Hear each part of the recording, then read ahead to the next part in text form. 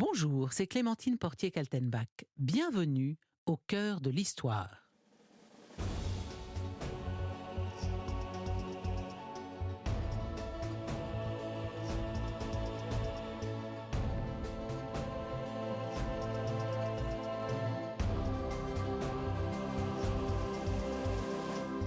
À l'occasion de la sortie du film Le Dernier Duel de Ridley Scott en salle ce mercredi 13 octobre, j'ai eu envie d'évoquer pour vous le duel judiciaire qui opposa Jean de Carouge et Jacques Legris à l'hiver 1386. Mais qu'est-ce qui a conduit ces deux amis, un chevalier et un écuyer, à s'affronter à mort ?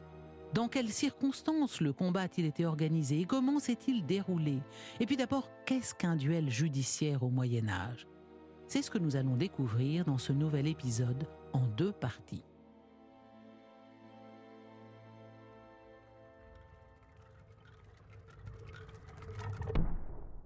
Moi, Jean de Carouge, je jure sur la vraie figure de la passion de notre Seigneur Jésus-Christ et sur les saints évangiles, sur la foi du baptême que je tiens pour chrétien, sur mon vrai Dieu, sur les très souveraines joies du paradis pour lesquelles je renonce aux très angoissantes peines de l'enfer, sur mon âme, sur ma vie et sur mon honneur, que j'ai bonne, juste et sainte querelle contre ce faux et mauvais traître, parjure et menteur à la fois, celui-là même que je vois devant moi.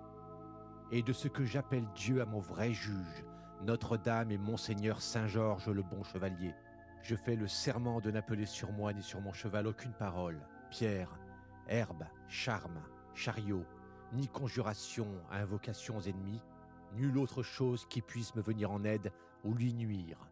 Je n'ai recours qu'à Dieu et à mon bon droit, par mon corps, par mon cheval et par mes armes. La scène se déroule à Paris le 29 décembre 1386. Sur le champ Sainte-Catherine, non loin du domaine des Templiers, 2 hommes s'apprêtent à croiser le fer sous le regard du roi, de sa cour et de la multitude. Il fait très froid, plus que d'ordinaire. Depuis plusieurs décennies, les hivers sont particulièrement rigoureux. Le duel qui s'annonce n'est pas un affrontement comme les autres. En France, il n'est pas rare de voir des chevaliers se prêter à des combats singuliers. On règle de cette façon bien des différends personnels, des querelles anciennes, ou bien on veut simplement éprouver sa force. Mais alors l'affaire se passe en privé, avec quelques témoins. Mais aujourd'hui, sur ce champ qui se trouve juste à la frontière nord de Paris, délimité par la toute nouvelle enceinte construite par Charles V, le combat revêt une dimension extraordinaire et solennelle. L'un des 2 protagonistes, Jean de Carouge, en a appelé au Parlement pour obtenir le droit de provoquer un certain Jacques Legris en duel judiciaire. Une procédure typique du Moyen-Âge chrétien qui se fait sous le regard direct de Dieu. Un Dieu qui ne sera pas seulement un témoin passif du duel, mais partie prenante, puisqu'il donnera la victoire à celui des 2 combattants qui est dans son bon droit. Mais à cette lointaine époque qui plaçait Dieu au centre de tout, on n'en appelait pas pour autant au juge suprême pour un oui ou pour un non. Invoquer le nom du Très-Haut en vain était d'ailleurs considéré comme un crime. Non, lorsque l'on voulait prendre Dieu à témoin dans les affaires privées, il fallait respecter un certain nombre de règles précises et suivre une procédure administrative complexe. Dans les affaires d'honneur, obtenir le droit d'avoir recours au duel judiciaire mettait l'offensé comme l'offenseur face à leur responsabilité de chrétien. Le juge invité à décider de l'issue du combat étant Dieu lui-même, il n'était plus question de mentir si l'on était vraiment croyant. Ainsi, il fallait un certain nombre de critères pour décider le Parlement à autoriser le fameux duel. Premièrement, nous ordonnons qu'il soit chose notoire, certaine et évidente que le maléfice soit advenu. Cela signifiant la clause où apparaît de façon évidente meurtre, trahison ou semblable maléfice. Deuxièmement, il faut que le cas soit tel que peine de mort dû s'en suivre. Troisièmement, il faut que l'offense ne puisse être punie autrement que par voie de duel. Quatrièmement, il faut que l'offenseur soit accusé de faits selon des indices ou présomptions semblables à la vérité.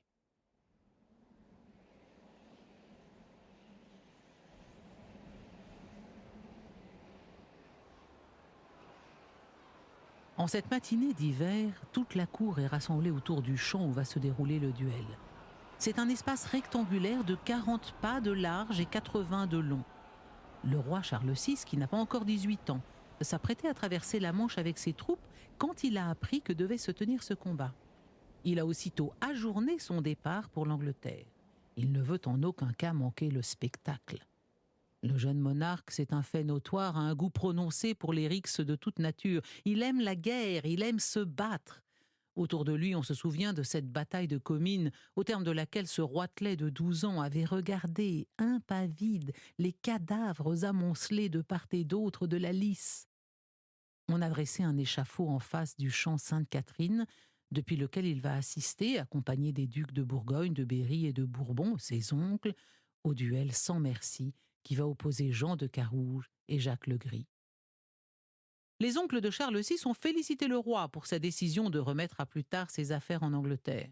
En aucun cas il n'aurait fallu perdre cette occasion d'assister à un règlement de compte où Dieu en personne guidera le bras du plus juste des deux champions pour lui donner la victoire. Philippe le Bel avait en effet supprimé cette pratique avant de la restaurer avec quelques menus amendements. Dans le royaume de France, les duels judiciaires se faisaient rares, très rares. D'autant que l'Église, depuis longtemps, regardait la procédure d'un œil sourcilleux. Depuis Rome, le pape avait même fait interdire la présence des clercs dans le cortège qui habituellement accompagnait les duellistes. Sans eux, il manquait un petit peu de la part de solennité qui enveloppait le combat de mystère.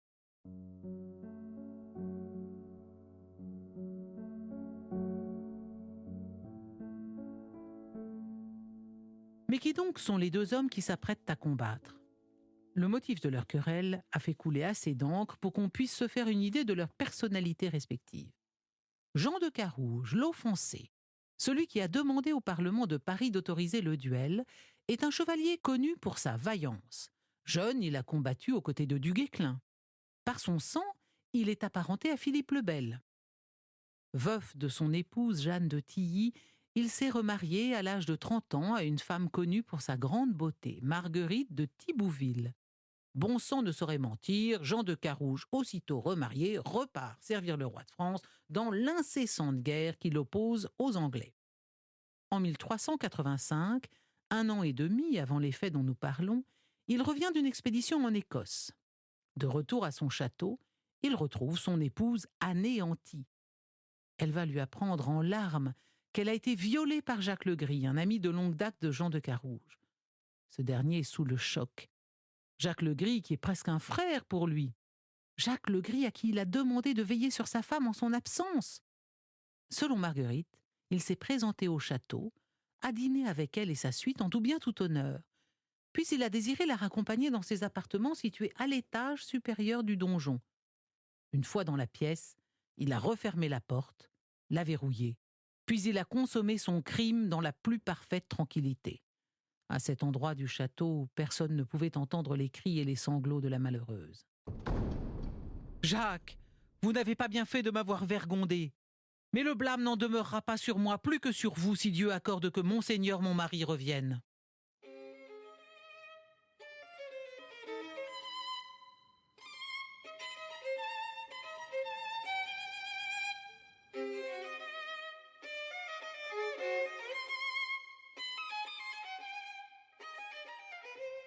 Jean de Carouge est un homme d'action et de terrain, un homme qui, en outre, connaît parfaitement le droit de l'époque.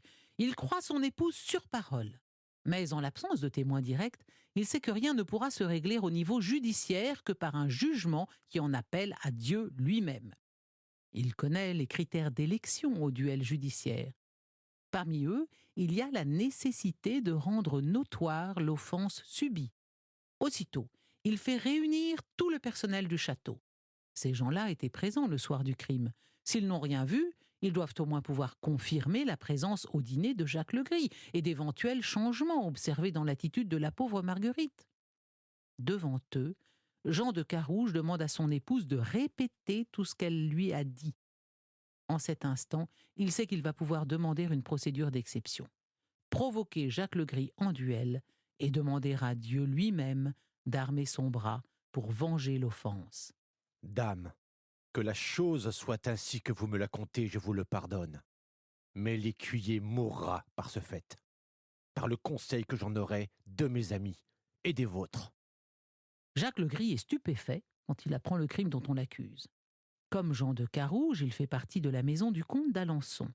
Ce dernier le couvre de son estime et de son amitié. Il ne croit pas un seul instant que son protégé ait pu se commettre dans une pareille affaire. D'ailleurs, il peut en témoigner, Jacques était chez lui au moment où Marguerite affirme avoir été violée. Ceux de l'hôtel du comte d'Alençon peuvent en témoigner. J'étais chez le comte à 4 heures. Il peut affirmer que j'étais avec lui dans sa chambre à 9 heures. C'est chose impossible que d'avoir chevauché, d'aller et venir et d'accomplir le fait dont on m'accuse, de parcourir 23 lieues en 4 heures et demie. Pour parcourir à cheval 23 lieues, c'est-à-dire approximativement 80 km, festoyer et commettre un viol, il paraît en effet impossible que 4 heures et demie ait suffi. Qu'importe, Jean de Carouge ne veut rien entendre. Il a une confiance aveugle en sa femme, d'autant qu'un événement est venu à point pour charger le dossier contre le gris. Marguerite est enceinte.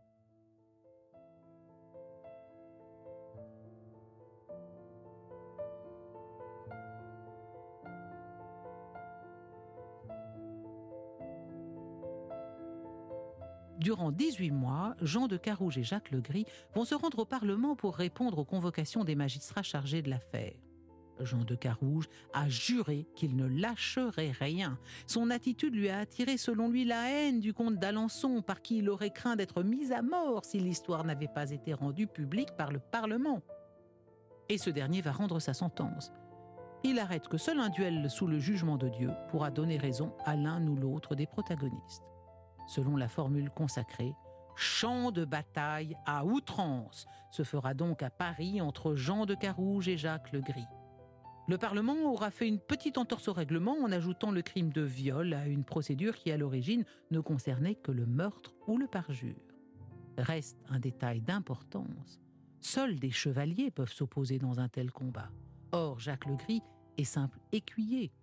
Il sera donc adoubé pour la circonstance.